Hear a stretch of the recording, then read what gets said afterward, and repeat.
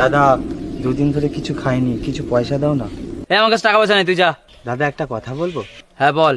তোমার বউটা না খুব সুন্দর দেখতে, এত সুন্দর বউ আমি আগে কখনো দেখিনি। এই 100 টাকা দাও না। হ্যাঁ। এ নাও, কিছু খেয়ে নিও। দাদা, আরেকটা কথা বলবো? কি বল? তোমার বউর চোখ দুটো না খুবই সুন্দর। এই বেবি, আর 200 টাকা দাও না গো। না। এই নাও। দাদা, আরেকটা কথা বলবো? হ্যাঁ বল। এরকম বউ ভাগ্য করেও পাওয়া যায় না। বেবি, আর 500 টাকা দাও না বেবি। আরে এই মাত্র তো কতগুলো টাকা দিলাম ওরে। আরে দাও না। এ নাও, খুশি থাকো। আরে এর মধ্যে 5,000 টাকা আছে। আরে থাক না, কতদিন পরে কেউ আমার প্রশংসা করলো। দাদা, তুমি এত ভাগ্যবান যে পরীর মতন বউ পেয়েছো।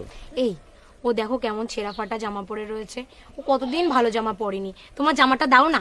আরে তা আমি কি পরে যাব? আমি কি খালি গায়ে বাড়ি যাব?